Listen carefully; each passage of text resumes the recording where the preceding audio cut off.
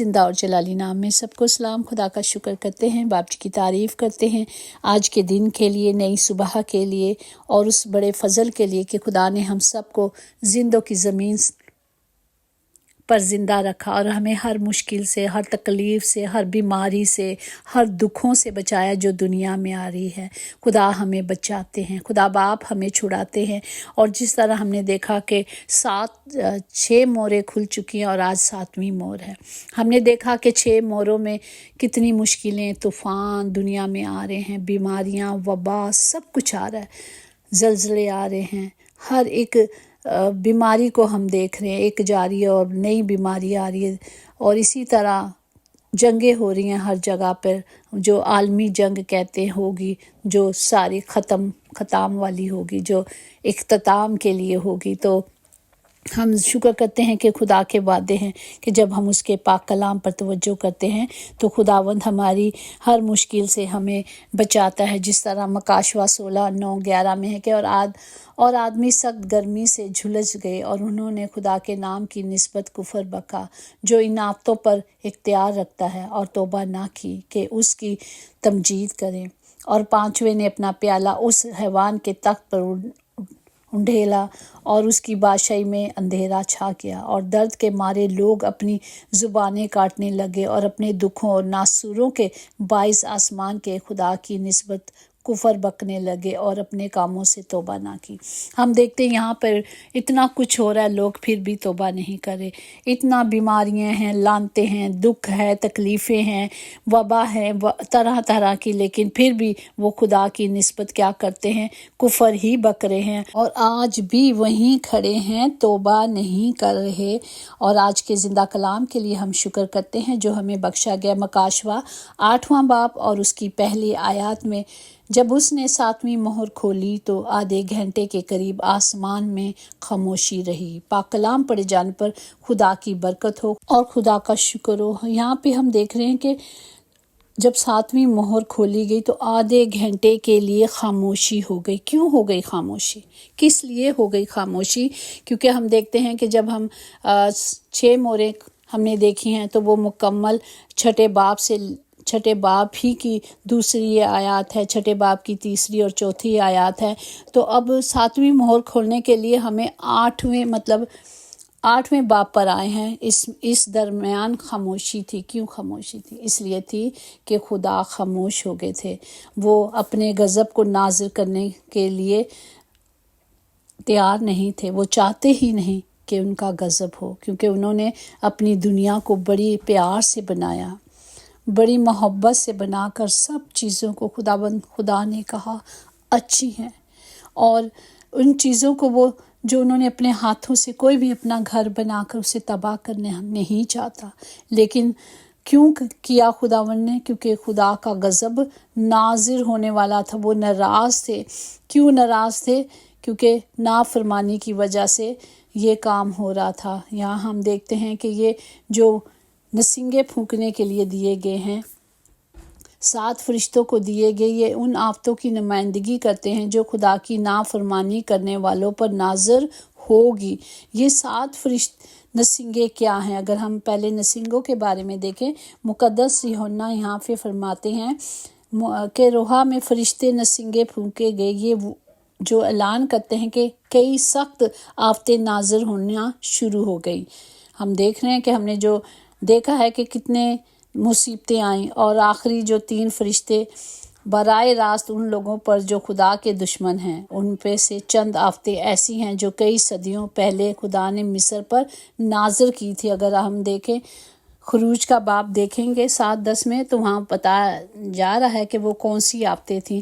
وہ وفادار ایماندار جن پر خدا کا خاص نشان ہوگا، انہیں ان آفتوں سے وہ کیا کرے گا؟ محفوظ کرے گا، جو اس نے اپنے لیے الگ کر کے رکھے ہوئے ہیں۔ تو یہاں ہم دیکھتے ہیں کہ خدا کا غضب نازل ہونے والا ہے، خدا کا کلام پورا ہونے والا ہے، آخری پڑھنے ہیں، آخری وقت میں ہم چل رہے ہیں، یہ وقت کسی کو بھی نہیں پتہ۔ اس لیے خدا کا کلام ہمیں کہتا ہے جاگتے رہو۔ کیسے جاگو؟ روح میں بھی جاگو اور ویسے بھی جاگو اور دعا کرو تاکہ یہ مصیبتیں ہم پر سے ٹل جائیں۔ ہم دیکھتے ہیں یونا نبی کی معرفت پہلا کتاب، اس کا پہلا چیپٹر ہے، اس کی پہلی 2 میں دیکھیں کہ خدا کا کلام جب یونا نبی پر نازل ہوا تو اس نے کہا کہ اٹھ اس بڑے شہر نینوا کو جا اور اس کے خلاف منادی کر، کیونکہ ان کی شرارت میرے حضور پہنچ گئی ہے۔ اور خدا نے انہیں 40 دن دیے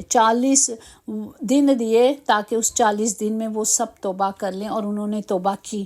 انہوں نے خدا کے اس حکم کو جو نبی کے ذریعے کلام کیا گیا تھا اس کو پورا کیا، اور سب نے توبہ کی، سب خاک سار ہو گئے، روزہ رکھا، ایون جاندار ہم دیکھتے ہیں پرندوں نے، جانوروں نے، سب نے خود خاک سار ہو گئے اور مٹی پہ بیٹھ گئے اور خدا کے کلام معافی مانگی، اور خدا نے کیا کیا؟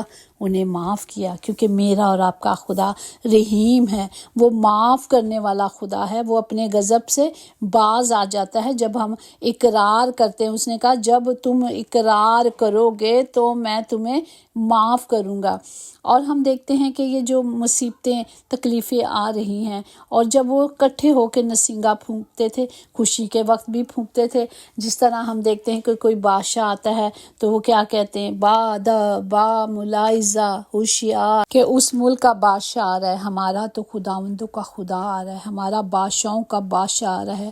اسی طرح اگر ہم دیکھیں گنتی 10 باب 3-10 میں ہے، اور جب وہ دونوں نسنگے پھونکے تو ساری جماعت خیمہ التجا کے دروازوں پر تیرے پاس اکٹھی ہو جائے، اور تم اپنی خوشی کے دن اور اپنے مقررہ عیدوں کے دن اور اپنے مہینوں کے شروع میں اپنی سوکھتی قربانیوں اور سلامتی کی قربانیوں کے وقت نسنگے پھونکنا، تاکہ ان سے تمہارے خدا کے حضور تمہاری یادگار ہو، اور میں تمہارا خدا ہوں۔ ہالےلویا۔ اسی طرح ہم دیکھتے ہیں پہلا تسنیکیوں اس کا 4 باب اس کی 16-17 میں کہ خداوند خدا خود آسمان سے لڑکائے اور مقبولہ فرشتے کی آواز سے اور خدا کے نسنگوں کے ساتھ اتر آئے گا، اور پہلے وہ جو مسیح میں موئے جی اٹھیں گے۔ ہالےلویا۔ پھر ہم جو زندہ باقی ہوں گے ان کے ساتھ بادلوں پر اٹھائے جائیں گے تاکہ ہوا میں خدا کا استقبال کریں، اور اسی طرح ہمیشہ خداوند کے ساتھ رہیں۔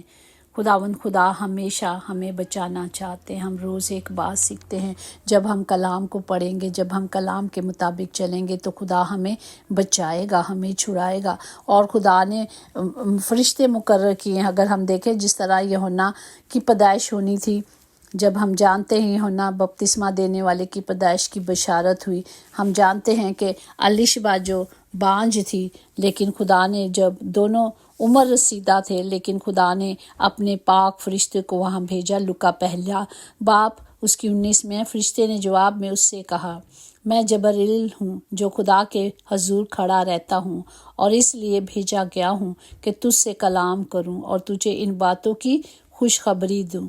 ہم جانتے ہیں کہ خداوند ہمارے لیے اپنے پاک فرشتوں کو خیمہ زند کر دیتا ہے۔ ہم دیکھ رہے ہیں مکاشوہ کے 8ویں باب میں کہ یہ 7 جو اس کی 6 آیات میں، اور وہ 7 فرشتے جن کے پاس وہ 7 نسنگے تھے پھونکنے کو تیار۔ اور یہ کون سے فرشتے ہیں؟ یہ فرشتے کا ایک خاص گروپ ہے۔ یہودی روایات کے مطابق یہ فرشتے دوسرے فرشتوں سے اونچے درجے پہ تھے، جیسے ایک خاص گروپ ہے، اچھی خاص ان کو اہمیت دی گئی تھی۔ یہاں ہم دیکھتے ہیں کہ آسمانی فوجیں بالکل تیار ہیں اور انہیں حکم مل چکا ہے۔ اگر آموز 9 باب اس کا 1 اور 2 آیات میں ہم دیکھتے ہیں کہ میں نے خدا کو مذبح کے پاس کھڑے دیکھا، اور اس نے فرمایا ستونوں کے سروں پر مار تاکہ آستانہ ہل جائیں، اور ان سب کے سروں پر مارے۔ خدا کا حکم ہو چکا ہے، خدا نے حکم کر دیا کہ سب کو مار دو، ختم کر دو، جو باقی رہ جائے ان کو تلوار سے ختم کر دو، اگر وہ بھاگ بھی نہیں سکیں گے۔ خدا کے غضب سے کوئی بھاگ نہیں سکے گا، اور میں ان میں سے ایک بھی بچ نہ نکلے گا، کوئی بھی بچے گا نہیں۔ اگر وہ پاتال میں گھس جائیں گے تو بھی میرا ہاتھ وہاں سے ان کو کھینچ نکالے گا، اگر وہ آسمان پہ چڑھ جائیں تو میں وہاں سے ان کو اتار لاؤں گا۔ خدا نے کہا کہ میرے غضب سے کوئی نہیں بچ سکتا۔ اگر بچنا ہے تو ہمیں صرف خدا کے پاک حکموں کو ماننا ہے، خدا کی پاک مرضی پہ چلنا ہے، عمل کرنا ہے۔ آج ہم بچپن سے کلام پڑھتے ہیں، سب بڑے ہم دلیری سے کہہ دیتے ہیں جی اسی تو بچپن تو کلام سن رہے ہیں، پڑھ رہے ہیں، لیکن آج کلام پر چلنے کا وقت آ چکا ہے، اور جب ہم کلام پر چلیں گے تو ہم بچائے جائیں گے، ہم محفوظ رہیں گے۔ اسی طرح اگر ہم زبور 41 اس کی 1 سے 3 میں دیکھیں، مبارک ہے وہ جو غریبوں کا خیال رکھتا ہے، کیونکہ مصیبت کے دن اسے چھڑائے گا۔ خداوند اسے محفوظ اور جیتا رکھے گا، اور وہ زمین پر مبارک ہوگا۔ تو اسے اس کے دشمنوں کی مرضی پہ نہ چھوڑے گا۔ ہالےلویا! یہ خدا کے وعدے ہیں کہ اگر ہم اس کے حکموں کو مانیں گے، اس کی مرضی کو پورا کریں گے، تو خدا کہتا ہے کہ میں تمہیں دشمنوں سے بچاؤں گا۔ خداوند اسے بیماریوں کے بستر پر سنبھالے گا۔ اس نے کہا اگر آئے بھی جائیں گی تو میں تجھے سنبھالوں گا۔ تو اس کی بیماری میں اس کے پورے بستر کو ٹھیک کرے گا۔ وہ جب بیمار ہوگا، خداوند اس کی کہتے ہیں کہ وہ تمار داری کریں گے، وہ بستر سے بیماری سے نجات پا جائے گا۔ ہالےلویا! اسی طرح اگر زبور 17 اور اس کی 7-8 میں دیکھیں، تو جو اپنے دائنے ہاتھ سے اپنا توکل کرنے والوں کو ان کے مخالفوں سے بچاتا ہے، ہالےلویا، اپنے عجیب شفقت دکھائے گا، مجھے آنکھ کی پتلی کی طرح محفوظ رکھے گا، مجھے اپنے پروں کے سائے میں چھپا لے گا۔ پریز دی لارڈ! یہ میرے باپ کی محبت ہے، یہ میرے باپ کا فضل ہے، وہ قہر کرنے میں دھیما اور شفقت میں غنی ہے۔ اسی طرح ہم نے صرف کلام پر توجہ کرنی ہے۔ امثال 10:25 میں تو شریر نیست ہو جائیں گے، لیکن صادق ابدی زندگی کے وارث ہوں گے۔ صداقت کی راہ میں زندگی ہے، اور اس کے راستے میں ہرگز موت نہیں۔ ہمیں ابدی زندگی پانے کے لیے خداوند کے اس پاک لہو کو لینا ہے جو ہمارے لیے بہایا گیا۔ مطلب یہ کہ مسیح نے ان کے گناہوں کو معاف کر دیا۔ جب ہم اس کے پاک لہو کو لے لیں گے، اس پاک جامے کو پہن لیں گے، سفید لباس پہن لیں گے، دھل جائیں گے یسوع کے لہو سے، تو ہم ہمیشہ کی ابدی زندگی پائیں گے۔ خدا باپ ہم سب کے لیے اپنے ہاتھوں کو بلند کرتے ہیں اور دعا کرتے ہیں، کیونکہ کلام مقدس میں لکھا ہے کہ مقدسین کی دعاؤں سے معجزات ہوتے ہیں۔ ہم سب ایک دوسرے کے لیے گیپ میں کھڑے ہوتے ہیں، ایک دوسرے کے لیے دعا گو ہیں کہ خداوند ہم سب بچائے جائیں، کیونکہ ہم مسیح میں سب بہن بھائی ہیں۔ تمام بہن بھائیوں کے لیے، رشتہ داروں کے لیے، عزیزوں کے لیے، جو بہن بھائی وہ ہیں جو خدا کا کلام سنتے ہیں اور جو کلام پر توجہ کرتے ہیں، جو کلام کے مطابق چلتے ہیں، وہی مسیح میں ہم سب بہن بھائی ہیں۔ باپ جی، میں سب کے لیے دعا کرتی اور سب کو برکت دیتی ہوں، کیونکہ آپ نے کہا ایک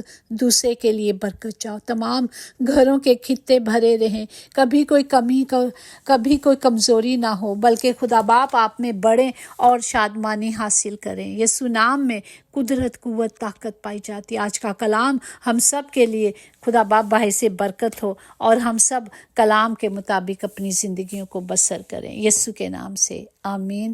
یقیناً بھلائی اور رحمت عمر بھر ہم سب کے ساتھ ساتھ رہے گی، اور ہم ہمیشہ خداوند کے گھر میں سکونت کریں گے۔ آمین۔ God bless you all.